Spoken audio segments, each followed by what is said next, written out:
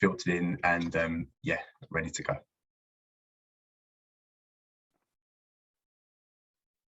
Perfect. I think we can make a start now, Chris. Okay, perfect. Thank you, Samson. So hi everyone, and welcome to the Universities and Social Mobility session, part of Sanctuary Graduates Social Mobility Week. My name is Chris, and I'm Head of University Partnerships here at Sanctuary Graduates. So I can't actually see the audience at the moment, but I've seen the list, and it's great to see that hopefully we've got a really nice mix of both university staff and employers alike. So really looking forward to this conversation today. And I'm sure there'll be bits to get for everyone involved. So before we get going with today's session, I'm just going to provide a little bit more information about Sanctuary Graduates and the Social Mobility Week. So here at Sanctuary Graduates, we are the graduate recruitment and diversity experts. We're proud partners of the Social Mobility Foundation, who is bringing this event with us here today. And diversity really is at the heart of our business and everything that we do. We're very much thought leaders in the area of social mobility and diversity within graduate recruitment, with over half of our clients working with us specifically for this reason. We have built up university partnerships and networks across the UK to help students find their dream jobs and help employers find their dream recruits. We work with a wide range of academic departments and student societies to promote relevant opportunities to specific students. And more recently, we have developed partnerships directly with University Career Services. I'm sure many of those are here today, so thank you for coming if you are. Through these partnerships, we are able to provide relevant opportunities to students who need them, while at the same time providing funding for diversity and social mobility initiatives within our partner universities.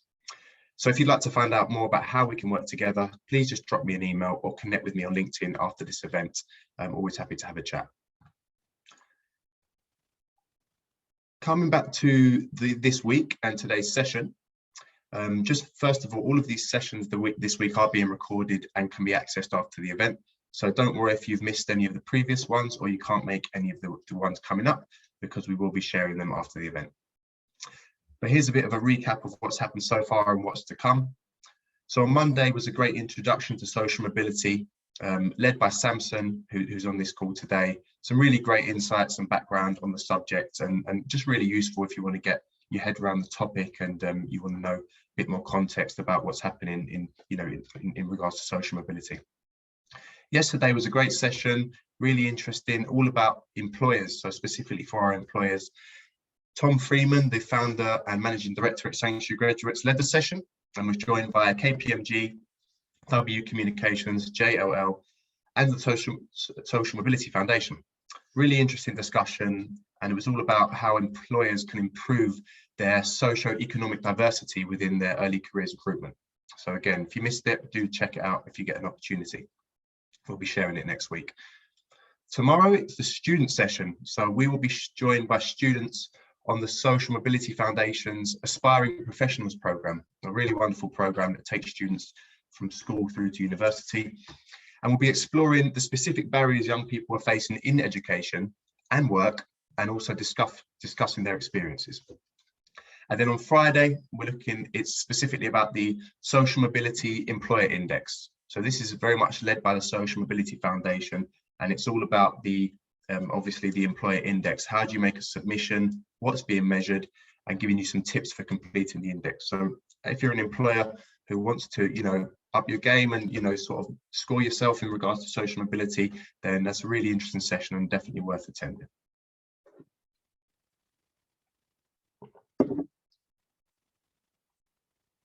Okay, so before I introduce you to our wonderful panel today, I just wanted to give you some context in regards to this session and the social mobility within the higher education space. Higher education is a key driver of social mobility in this country. So young people from less well-off backgrounds who attend university are more likely to become socially mobile into higher income brackets. Social mobility at English universities appears to be gradually moving in the right direction, so it's good news, and that's largely owing to the work done by universities, charities and others in improving levels of access in recent years. There are various ways that universities can identify students who are from lower socioeconomic backgrounds and therefore obviously measure how well they're doing. And one of these key indicators is whether or not the student was receiving free school meals when at school. It was specifically at the age of 16. So this indicator was used in a report done last year that was really interesting by the Institute for Fiscal Studies in partnership with the Sutton Trust. It came out with in November 2021. It's called the Universities and Social Mobility Report. Really interesting, and looked in detail at how higher education attendance can influence, social mobility essentially. And what the research does is it calculated a mobility rate for universities. So it's based on how many students from low socioeconomic backgrounds get into university, and then how many of them actually then go on to be high earners after graduation. So looking at two things then really, the access rate. So they looked at the percentage of free school meal students at the university, obviously, and then the success rate is the percentage of those free school meal students who then become top 20% earners at the age of 30. So obviously, in the perfect world, universities want to be scoring really highly on both of those, right? We're really lucky today to be joined by 3 universities who perform particularly well in this report and have higher mobility rates, higher than average. So Queen Mary actually topped the list in that report with over 40% of their free school meal students reaching the 20% of earners bracket by the age of 30.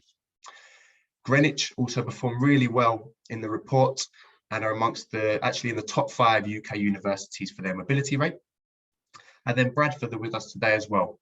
And they are the top performing university outside of London in terms of mobility rate. So obviously they're doing something right, which is great. And we're gonna hear from them today. We'll be discussing the following topics. Okay, so how is each university working with employers to help them improve their social mobility? What work is each of the universities doing in the local community to improve social mobility? So this is a really interesting area, one I'm keen to hear more about.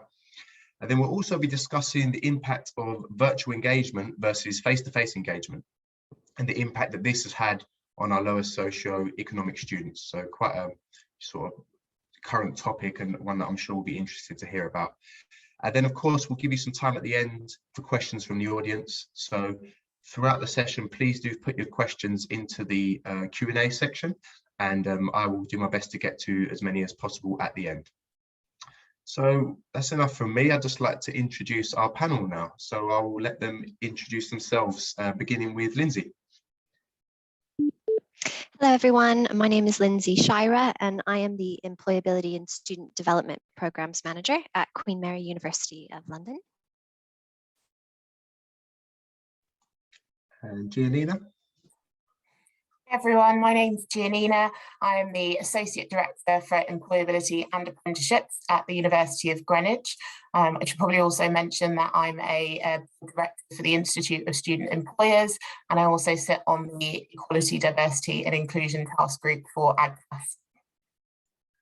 And Joe, or Joanne, or say Joe, that's what we call you, isn't it? Hello there, I'm Jo Beaumont. I'm Associate Director, Student Services for Careers and Employability and Engagement at the University of Bradford. And just to mention, I suppose, in terms of, I'm also a member of the Diversity and Inclusion Group for the IAC. Thanks. Brilliant, thank you everyone. I'm just going to stop sharing my screen now and we'll look. Here we go. So first of all then, I'm really keen to hear how each of your universities work specifically with employers to help them improve their social mobility. And I'm sure many of our employers and universities are keen to hear that as well. So first of all, Lindsay, can you please tell me a bit more about your student consultancy program that you've set up in partnership with JP Morgan? Of course. So at Queen Mary, we originally set up a student consultancy program back in 2015 with the support of a grant from the JP Morgan Chase Foundation. And they're located in Canary Wharf in East London, which is local to our main campus. So from a careers perspective, we were keen to support the employability of our students from low-income backgrounds, which we identified as students in receipt of a financial aid bursary from the university. And this is because we did various data mapping exercises over the years, and this cohort always came out at higher risk of un- or underemployment. From the JP Morgan Chase Foundation perspective at the time, they were really interested in supporting the local East London economy as a part of their CSR focus. But this also included skills development of local young people. And we knew that many of our students in receipt of a financial aid bursary were also local to East London. So it was a really nice fit. So our pilot program at the time placed interdisciplinary teams of students who are bursary holders into consultancy projects with growth sector SMEs and startups that were located in East London. So JP Morgan's additional overall goal was to support the development of local startups by providing a free student resource, whilst also increasing the employability of local young people by giving them work experience and introducing them to the types of industries and networks that they would likely be able to get local jobs in the future. So I know that's quite a lot. It's complex to explain, but essentially what I liked about this project is there were lots of layers of benefit that focused on the community as well as our students. So all students on the program, which I was part of designing, received wraparound support from careers in the form of training, coaching, and reflective sessions. So our goal was that by the end, they would know how to identify and talk about the skills and experience that they gained through the program in future interviews and applications. And the pilot program was a great success, and the program still runs today. It's now called the Student Consultancy Project. We conducted 3 and 6 month post-program surveys during the grant period. And what was great is 93% of students who responded fed back that the program helped them to obtain their next step employment, which is a fantastic result because that's really what we wanted to do is kickstart these students to help them get that first bit of graduate track work experience and start building their professional networks. What's been great is, so the program's been running since 2015, and to date we've had a little over 1,400 students go through the program altogether. So that's 300, at the moment we have about 300 to 400 now participating each year. We still ring fence half of the places for our bursary holder students, but we've since widened access to the wider undergraduate cohort. And we now work with organizations of all sizes, but about 80% are still SMEs, startups, and social enterprises, and many of them are still local. And what I like about this example is I think the partnership with JP Morgan was fantastic. Like I said, there were lots of layers of benefit, but I think it's a nice way to work with a large employer that can support social mobility, but it's also a really nice model in general for providing students with work experience who may not have those existing networks. Brilliant, Lindsay. Thanks so much. And as you said, although it's a large organisation, it's great to hear that it's transferable to organisations of all sizes, which is brilliant. Okay, brilliant. Thank you. So coming on to yourself, Giannina. Obviously, I know you do loads of great stuff, but can you tell us a little bit more about the Greenwich Employability Passport scheme? Yeah, I'd love to. I should start with a disclaimer that the Greenwich Employability Passport has been running for longer than I've been at Greenwich. I started in January, so I can't take full credit for the success of the programme, but I'd love to share our learning about it. So the GEP started because we did some research and student feedback to try and address that kind of perennial question, why aren't our students engaging? And particularly for that cohort of students that we want to see progression in social mobility. And what we found were 3 really key things. The first thing is that a lot of careers and employability support is delivered as something that's extracurricular. So particularly for these students who often have other projects, other commitments, can be quite time poor, so it's more difficult for them to engage and receive the support that we're giving them. The second thing is that those students are, it's not that they're not engaging, it's that they're otherwise engaged. And I think that slight difference is really important to note, that these students who we're trying to target, particularly for social mobility purposes, are often working part-time work to support their study. They may have additional caring responsibilities. They may have other priorities that mean that they're not able to engage with some of our extracurricular support. So what the GEP tries to do is meet students where they are i.e. in their studies, in their existing commitments, and try to give them credit and space for reflection in regards to employability. So it's quite different from rolling out a program of training sessions or anything like that. This is very much embedded into the student life cycle. It brings together some of the credit-bearing study work that students are doing. It brings together employer sessions, whether that's training, whether that's practice or business games or things like that. And it combines academics, employers, personal tutors. It's kind of a whole institution approach that means that students can get credit for developing skills wherever they are, whether that's in the curriculum or out of the curriculum or indeed external to the university. So in terms of engaging students, particularly the cohorts that we're talking about today, it's been really successful. I would say we have thousands of students that engage with the program initially, and then the goal is to achieve 200 points by the end of the year through different activities and things like that. So I would say the main benefits are that students are developing employability as part of their daily life. It's not seen as an added extra anymore, which I think is really important for engagement. And it means that employers are being exposed to a whole different cohort of students that they may not otherwise get if it was an additional session.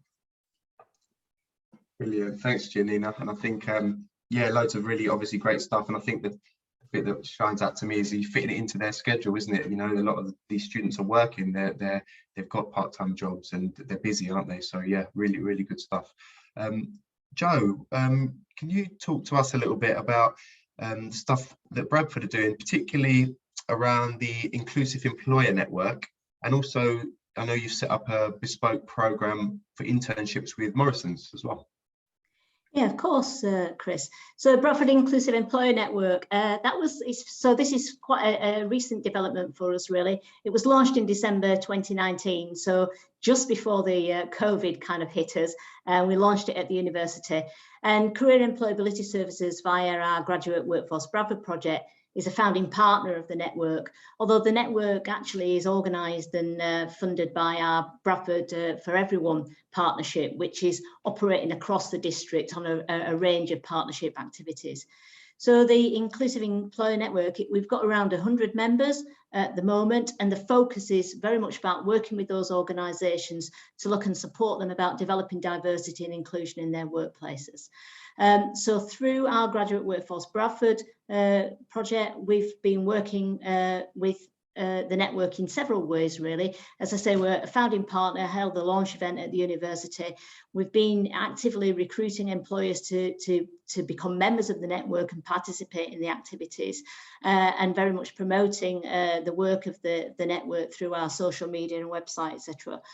During 2020-21, one of the big pieces of work we did as a network and we supported proactively was the development of an inclusive employer toolkit, and that was worked through with Grant Thornton, and that's available, so I can send links on to you, Chris, if people are interested in that. And that was piloted by a number of employers locally in that development, and now there are a number of the other members are using that to kind of progress their approach to EDI. So we've engaged with members in discussions, we have quarterly meetings, and also there's been a programme of diversity and inclusion workshops, which we've been participating in very actively around on that. In terms of kind of thinking about opportunities for students and graduates and those employers accessing our student and our very diverse student and graduate talent base. We've been working this last kind of 12 months with 31 members in a very active way in lots of different ways that suit their kind of business needs and where they're at in their kind of business cycles. So it's that, you know, it could be student placements linked to academic programs.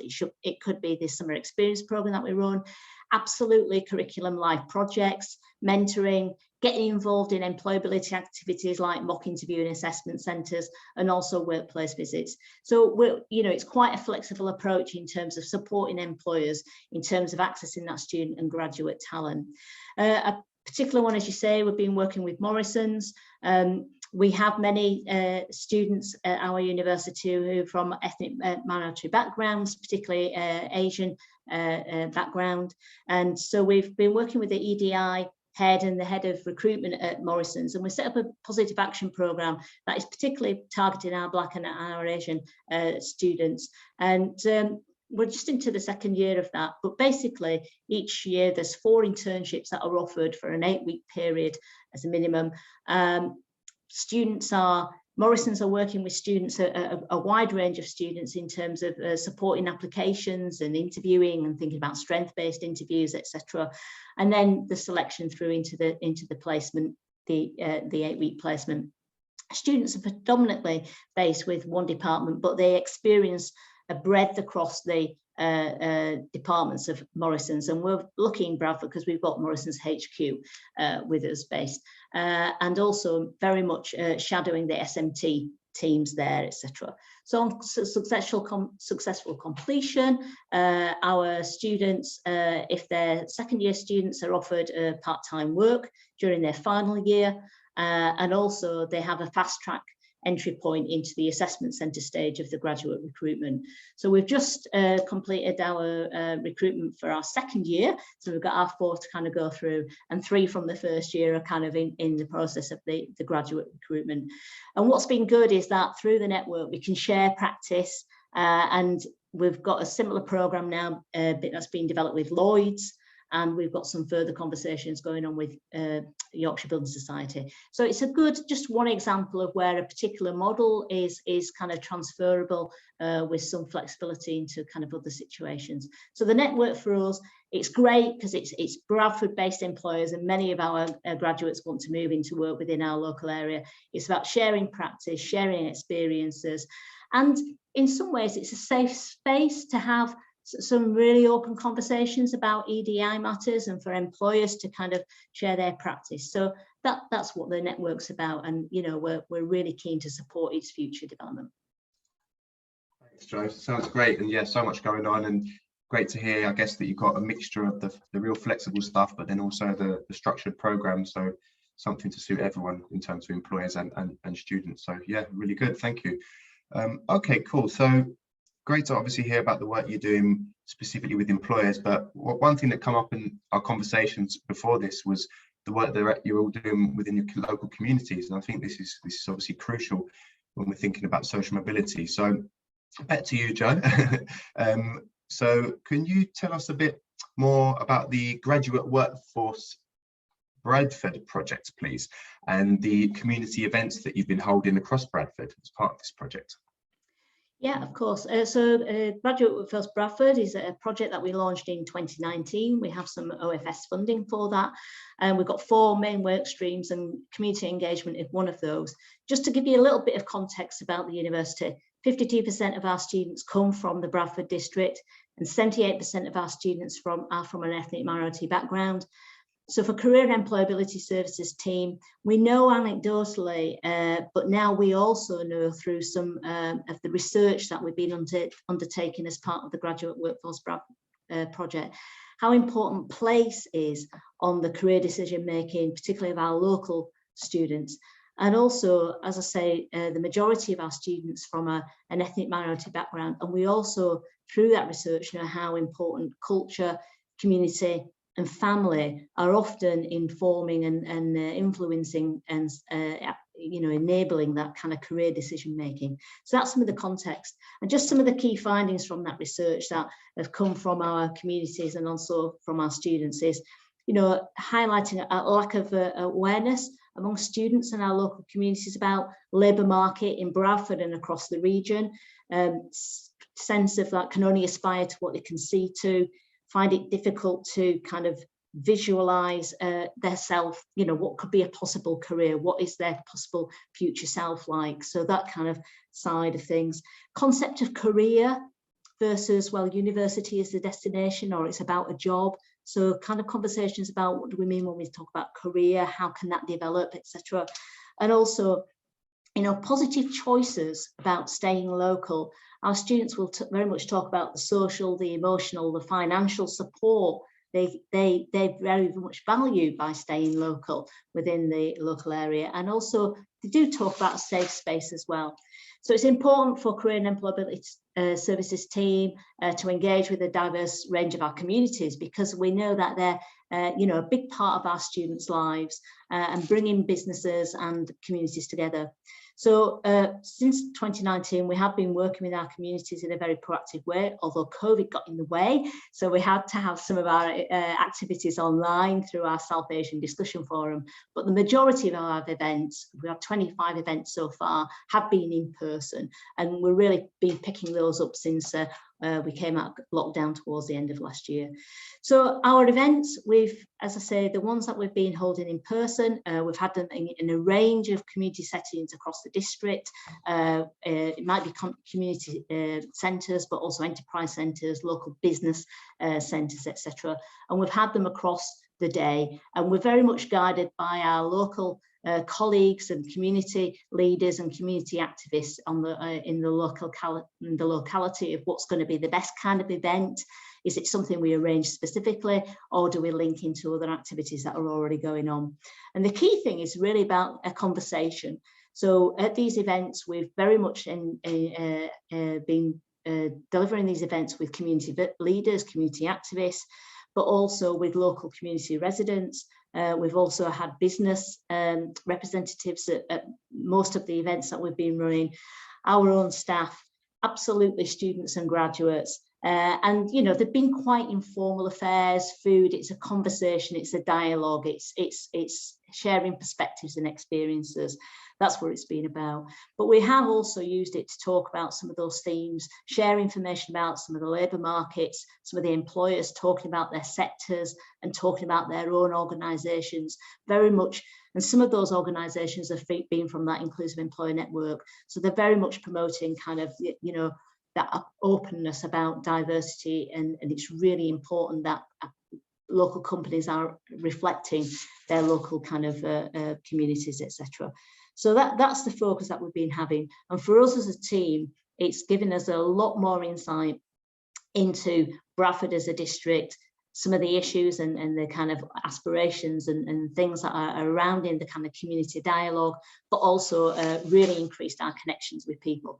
So we're just planning our next event in May, and that's absolutely going to be targeted at a broad range of community leaders we've been working with, because we want to kind of just review and refresh where we're kind of going in our next steps.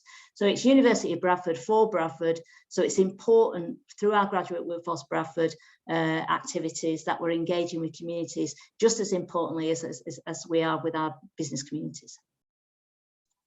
Brilliant, thanks, Jo. And yeah, sounds really good. And sometimes it's just like that conversation, isn't it? That before you set up a program or a scheme, you need to, just listen, right? So yeah, really good stuff. Thank you. Okay, Lindsay, over to yourself. So can you please tell me a bit about Queen Mary's Sketch initiative? So that's student knowledge exchange through community hubs, please. Yes, happy to do that. We love an acronym in higher education, don't we? So Sketch is a good one. So yeah, I thought it was really helpful for Jo to give us an overview of the student demographic, because I think it really sets some context. And so at Queen Mary, we're very unique in the Russell Group in that we have a high proportion of students from non-traditional university backgrounds. So of our home domiciled students, we have 90% from state schools, 75% are from ethnic minority backgrounds, and 51% are first in their family to go into higher education. And so we were really proud when the Times and Sunday Times named us the most inclusive university in the Russell Group, because we're really proud that makes us stand out. But what happened, just to give you some context for Sketch, is due to our unique student demographic. Over the years, a number of work-based learning initiatives that connected our students to the community popped up organically.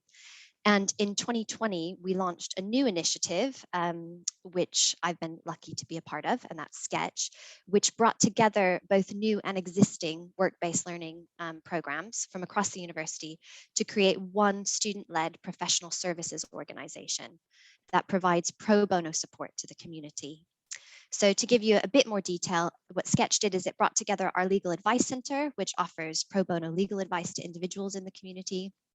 Our Q Legal program, which offers legal advice to charities and startups locally. Our Qnomics program, which provides economics and financial planning advice to startups. Our student consultancy project, which I talked about previously, which offers more general business consultancy. And then a newly formed student-led social venture fund. And we think we're the only one in the country where students act as venture capitalists and support local social enterprises. So each strand of activity uses a similar model. So for example, all programs are part-time and flexible, so they're accessible to students.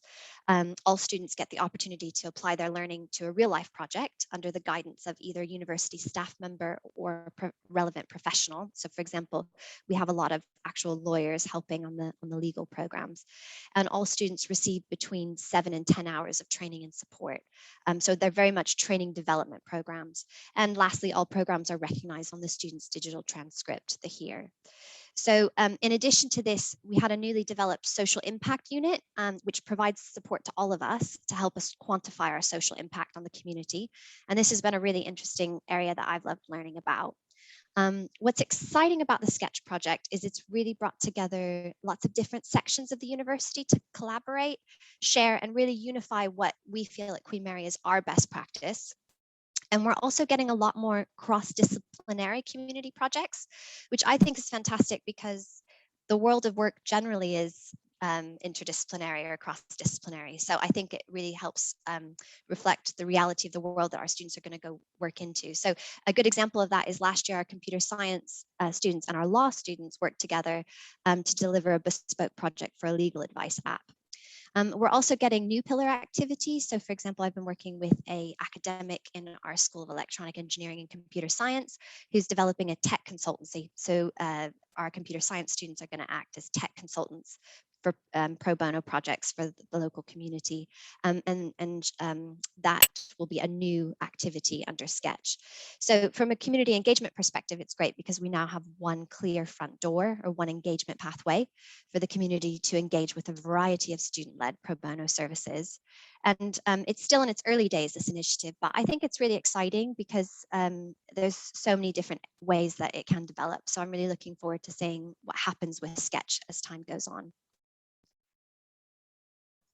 Thanks, Lindsay. Yeah, you have to keep me updated, and yeah, great to hear about the interdisciplinary stuff as well, because I think definitely can do more of that sort of thing. So yeah, brilliant. Thank you.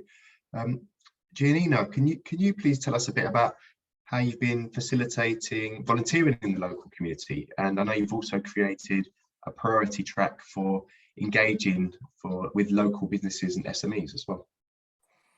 Yeah, so I feel like Joanne and Lindsay have probably touched on a few things that are also happening at Greenwich, so I don't want to repeat those, but just to reiterate what Jo was saying about place being a priority in the career decision-making process, I think not just for the final kind of graduate destination, but also for that skills development while they're with us. So that engagement with local businesses and with SMEs and that local community is quite important for the skills development as well as the final destination. And that's really what I'll talk about now. So the way that the relationships work at Greenwich is we have a priority track for local companies, for SME organisations as well, because we know that our students want to work in the local area, whether that's at our Greenwich campus or at Medway in Kent or at Avery Hill as well in South East London. So local companies get enhanced promotion of opportunities. There are dedicated resources in our team to be able to liaise with those people.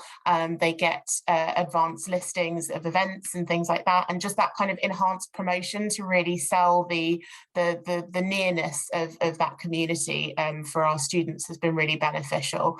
And in return, we are often approached with exclusive opportunities for our students in those local areas because they know they've got a willing audience here. So that symbiotic relationship is working quite well for our students who want to stay local, maybe as a destination as well, but certainly during their 3 or 4 years with us. And then the volunteering in the community is really important as well. And I think in COVID, during COVID, we all probably reflected on how that was working in our universities, and we had some really interesting projects at Greenwich, whether that was food banks, whether that was volunteering in hospitals and medical centres and things like that. And I could probably go on for a while about those projects if you'd like, but that is, there is an ambition at Greenwich to really ramp up the volunteering aspect of what we're doing, because that is career development and skills development as well. I think one of the challenges is that for students, particularly in this, when we're trying to look at social mobility, as well as being time poor, the need for paid employment can sometimes be a barrier to volunteering. So some of the work that we've done with larger organisations is almost sponsoring students to volunteer in these communities and creating that kind of ecosystem between the large kind of more corporate companies who can afford to offer those pro bono opportunities for students to then be able to deliver their services to smaller organisations.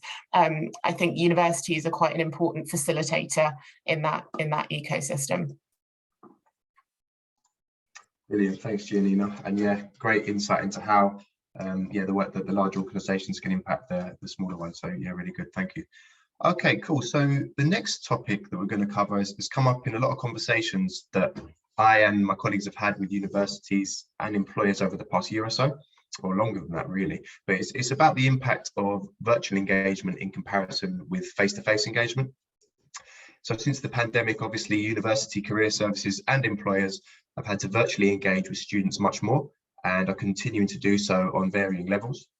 So I'm really keen to understand the impact that this virtual engagement has had on students from lower socioeconomic backgrounds in particular. So it'd be really great to hear about the positive and negative impacts of virtual engagement, and also about any innovative examples perhaps of student engagement for employers that you've seen. So really just keen to get your thoughts and have a bit of a conversation around this, as I'm sure it'll be interesting for employers and universities alike. So Giannina, just starting with yourself, what impact do you think that virtual engagement has had on our lower socioeconomic students since the pandemic? Oh, big question. You might have to time me on this one because I've got a lot of thoughts. I think virtual engagement has been fantastic for getting information out there to students in a way that was never as accessible when it was face-to-face and it was timed.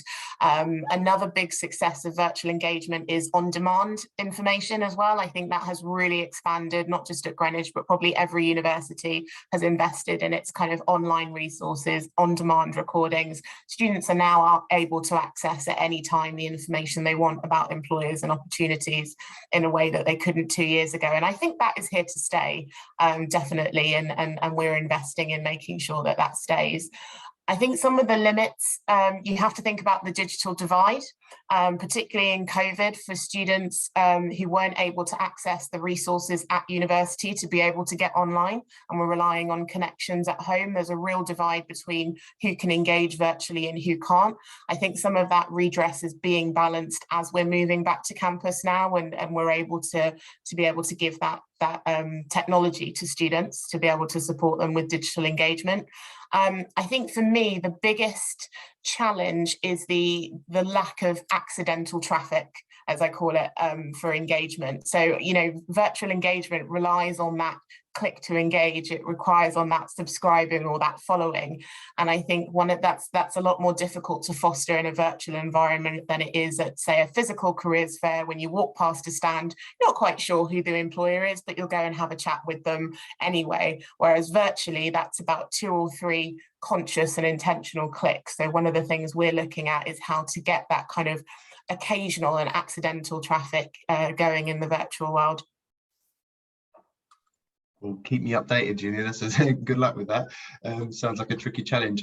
Yeah, any other thoughts from yourself, Joe, at all in this area?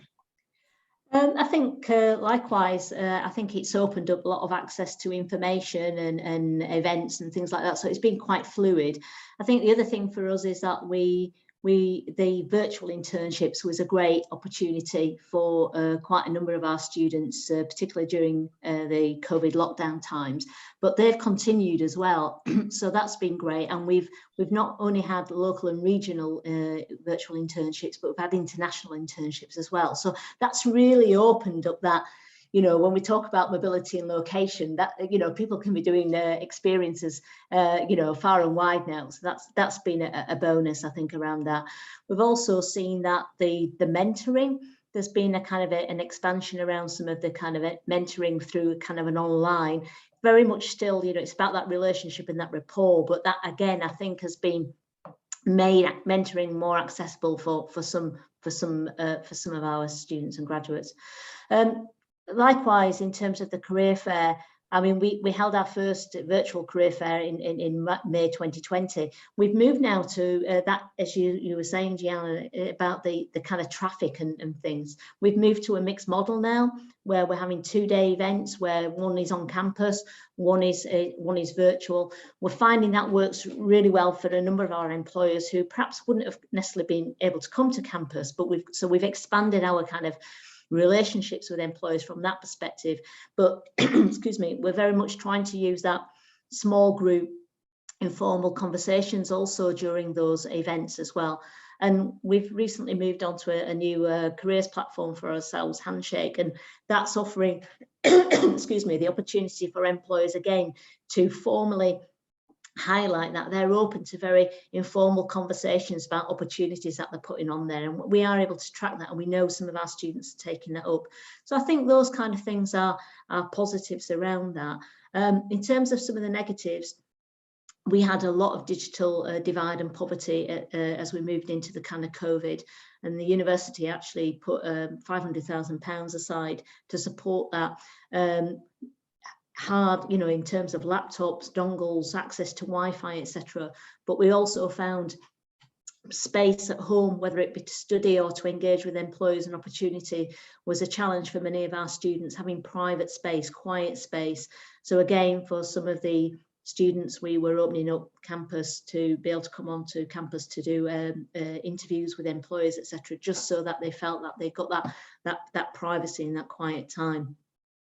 I think also, even though you could say that we're all used to being in an online environment, I think still etiquette of being online and that confidence about really being proactive, engaging on that.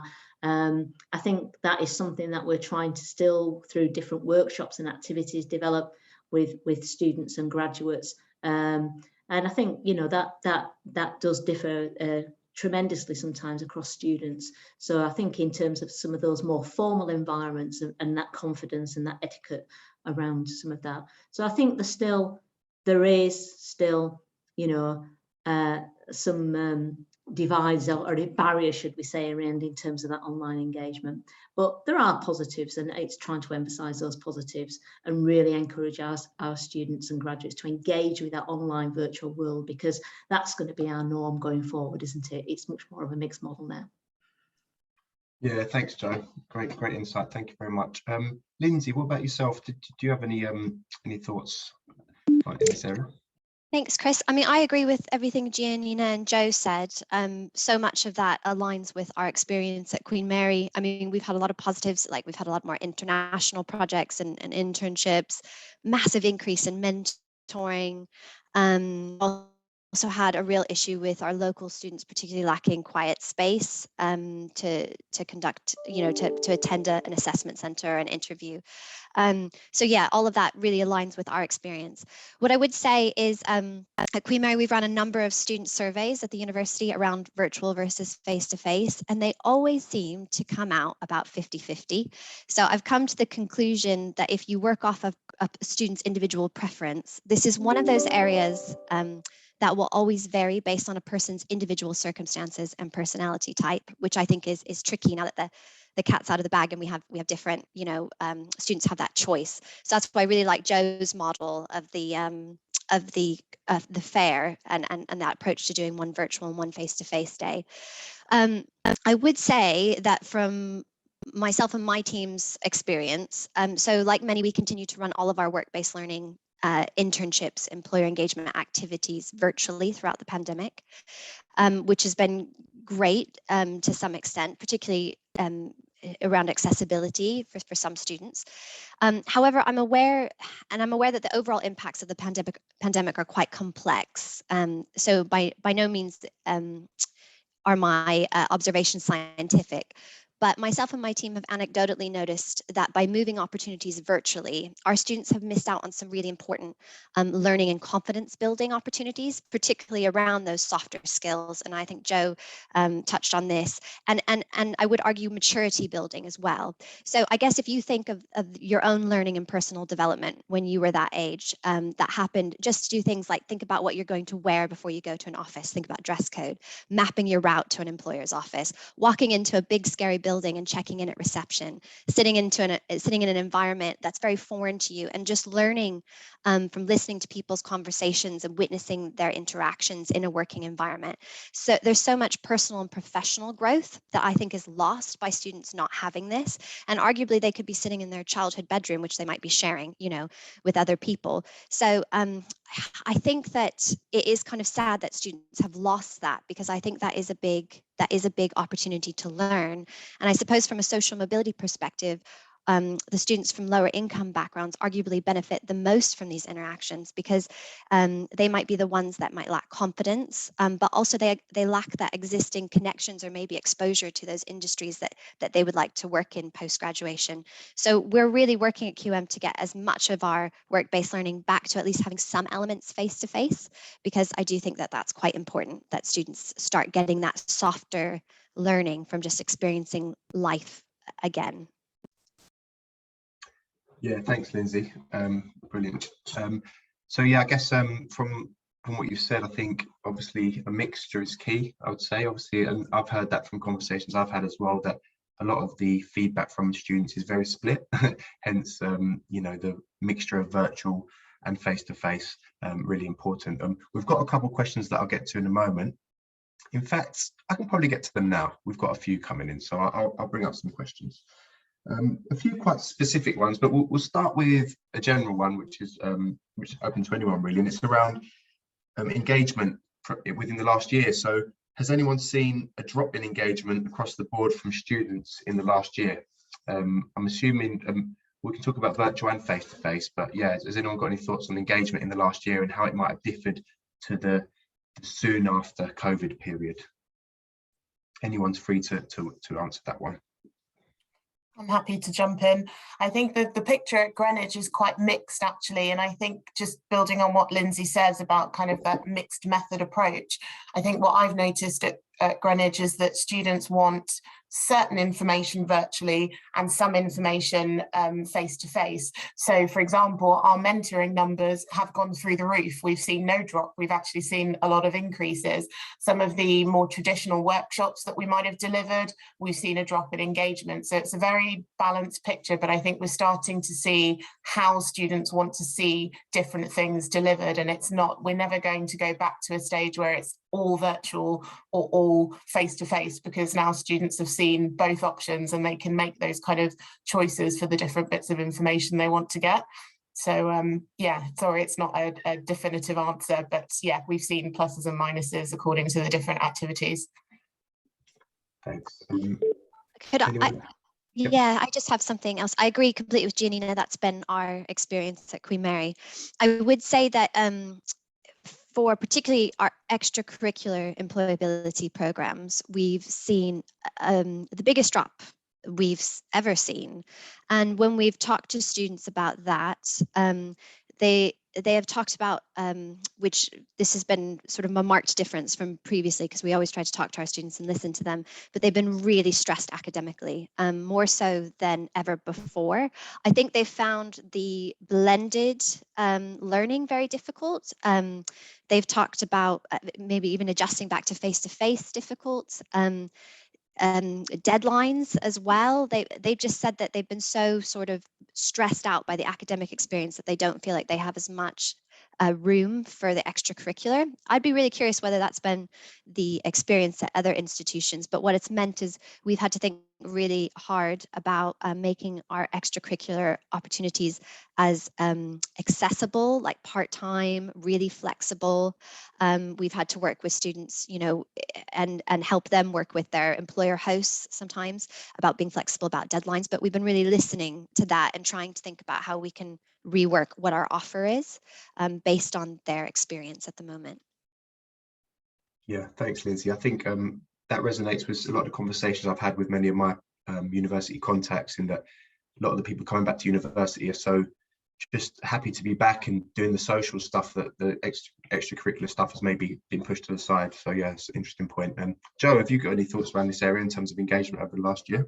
Just short, really, because I think our experiences are the same as colleagues have already expressed. It's been quite a, I would say overall engagement is probably slightly down, but again, on different activities, it's quite a varied picture, etc.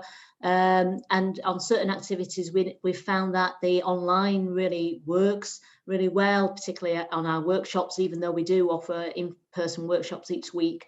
You know, the ones that are kind of online and then recorded, when we look at kind of views of those, etc., that's up. Interestingly, on our one-to-one appointments, 2/3 versus 1/3 absolutely wanting in-person appointments around on that, and that's the kind of the engagement on that side. So I would say it's something that we're really keen to explore. And what we've actually seen is that looking across different groups of students, the levels of engagements are quite considerably different. So for example, for us ourselves at Bradford, our international students are absolutely ravenous around engagement and really kind of getting involved in a whole range of things in comparison to kind of our home student kind of engagement levels. So so yeah, it's something that we're definitely monitoring and you know, trying to think about different ways that we can manage that across that blended offer, because as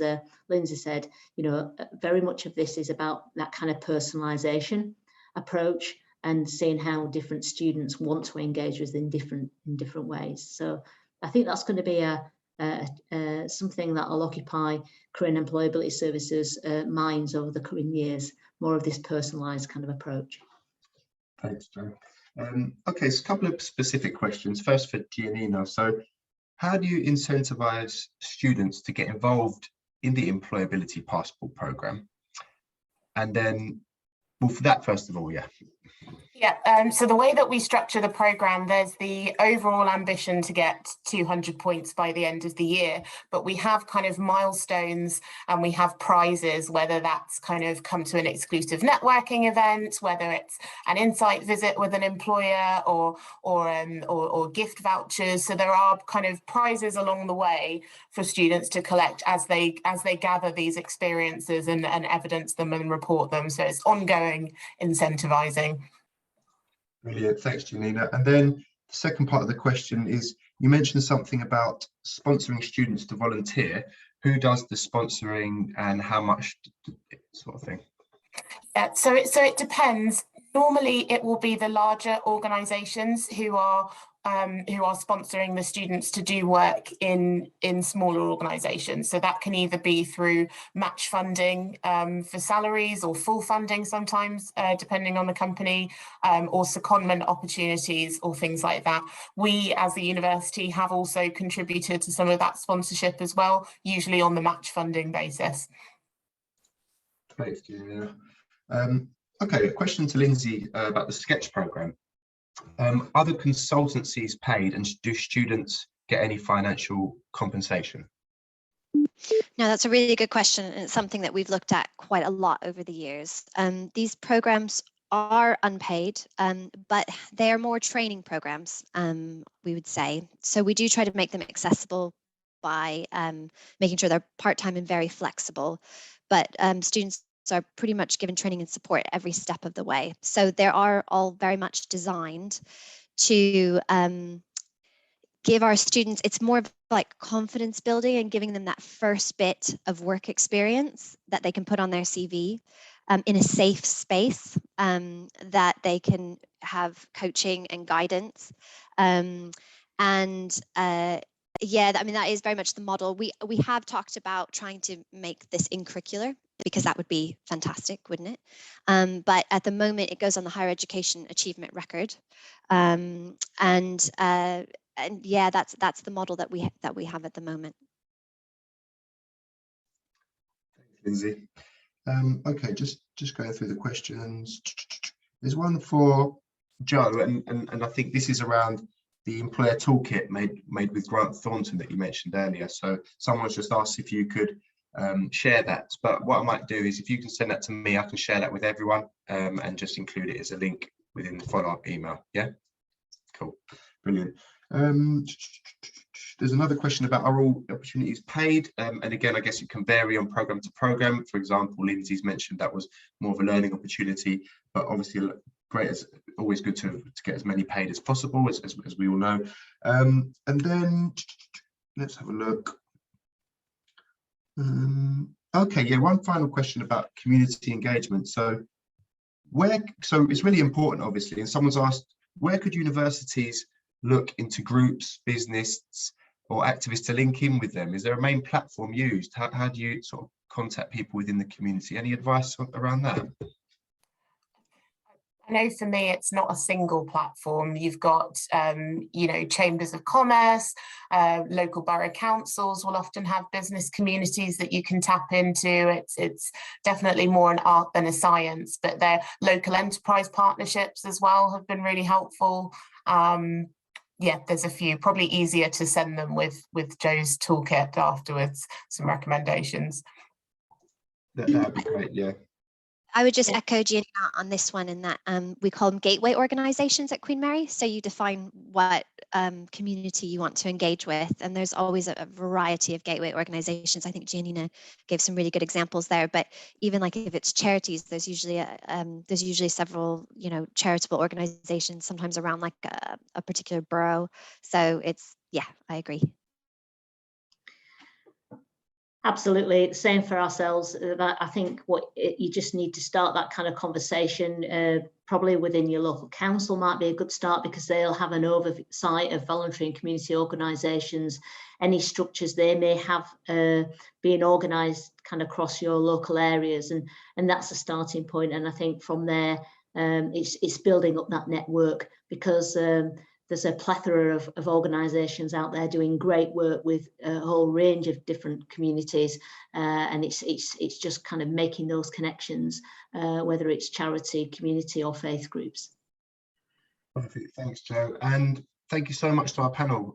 We've come to pretty much the end of time. It's been really interesting, loads of really sort of useful insights. And yeah, really enjoyed it. So thank you to Gianina, Joe and Lindsay for coming along. Thanks for everyone who's attended. If you want to just, you know, reach out to myself and discuss anything in regards to this session, or in fact, you know, anything that's been touched on, then do. And do also remember that we've got a couple more sessions this week. So tomorrow is the student session, Thursday, and Friday is the social mobility index session. Okay, so that's specifically for employers that want to, you know, get into the index. I will follow up, as I said, with Joe's employer toolkit, which I think will be a nice resource for all the employers that have attended, and also the gateway organisations that the universities can think about working with.